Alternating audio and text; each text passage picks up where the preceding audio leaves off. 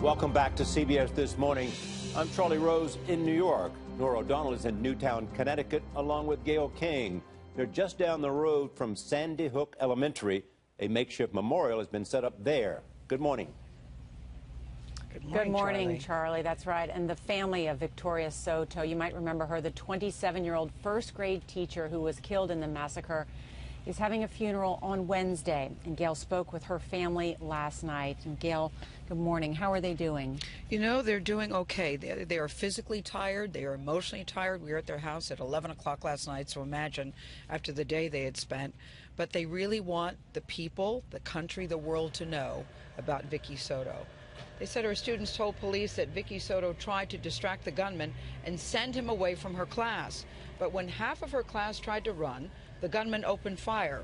Later, when Vicky was found, it was very clear to investigators that she died trying to shield those kids from harm. The president said last night that she responded as we hope we all might in such a terrifying situation. Her family says that's exactly the kind of person that Vicky was. We heard at one point that they found some people hiding in a closet, and all of us said Vicky would never be hiding in a closet. She would be out there protecting those babies. Vicky Soto was known to her first grade students as Ms. Soto.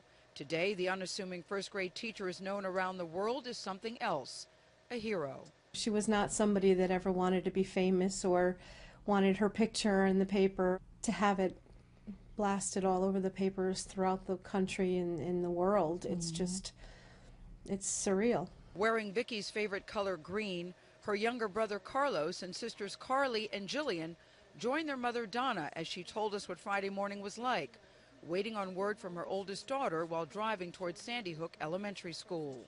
We were just praying and praying and praying. We got closer and we parked at a church and walked up the hill, and you know, never could have imagined the scene that we saw. Eventually directed to the firehouse with other anxious family members, the Soto family waited hours to hear the awful news from Connecticut Governor Malloy. The exact words that the governor used were 2 children were brought to Danbury Hospital and expired. And at that point, the parents just were hysterical. They were on the floor. And then another parent said, well, where did the other people go? Where did everybody else go, the children go? We want to be there. We want to be with our kids. And he said nobody else was taken to a hospital. And then we said, somebody, you know, a very angry parent said, so what are you telling us? They're all dead? And he said yes. And that's how we found out. This is from Governor Malloy? Yes. That's how you were told? Yes. It was shortly after that when this picture was taken, a split second that came to define the horror of what happened at Sandy Hook Elementary. But for Carly, it was a snapshot of the worst moment of her life. It's like a reminder of that moment all over again. And I hadn't thought of it that way. It kills. President Barack Obama has been here, who came really to pay tribute to Vicky, her colleagues, the kids who did not survive. Tell me what that was like to spend time with the president. He really made us feel like she really was a hero and that everyone should know it. With only a week away from Vicky's favorite holiday, Christmas, her family is now planning her funeral instead. I'm just going to remember going out every year the day after Thanksgiving, getting our Christmas tree, and it was just painful because it's 3 hours just walking around a mountain trying to find the perfect tree. And any tree that me or my sisters would pick out, no, it had to be Vicky's tree. Any tree that we wanted, no, it had to have the Queen's approval. Yeah, is that what she was known in the house as, the Queen? Was she, Carly, known as Queen Victoria? And what do you want us to remember about her? She was the best daughter. She was the best daughter any mother could ask for. She used to tell me all the time she was the perfect one. She told all her siblings that, and she often told me I should have stopped after one because she was the perfect one. But she was just the best person. She loved her family. She loved her family more than anything. Teaching and her family was her life. You know, they said, Nora, that Vicky Soto was the rock of the family.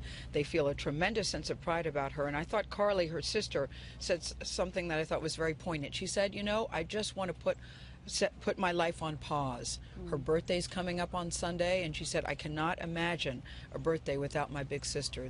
This has totally devastated and changed their lives. But they feel good in getting Vicky's story out, and that's why they allowed us to come talk with them last night. What an incredible teacher, and you meet a lot of the people who've been involved who are so selfless in their actions. Just this morning, we saw some Connecticut State Police here, just outside the school at this memorial, and they were lighting candles. Yes, it was 5:30 in the morning. They're lighting the candles in total darkness because the rain had put the candles out. And these police officers are not even based in this area. They came from all over the state. They said they wanted to do it just because it was important to them. And that's what we found being in Newtown, that everybody says we just want to help where we can, whether it's the deli guy who stayed open late to serve everybody, whether it was a neighbor who said something, hey, you can come in and use the bathroom. People just want to help and do whatever needs to be done to get everybody through it. This tragedy has shook this community, but it has also made them strong, and you realize what good people are from this town. Really good people. Thank you, Gail.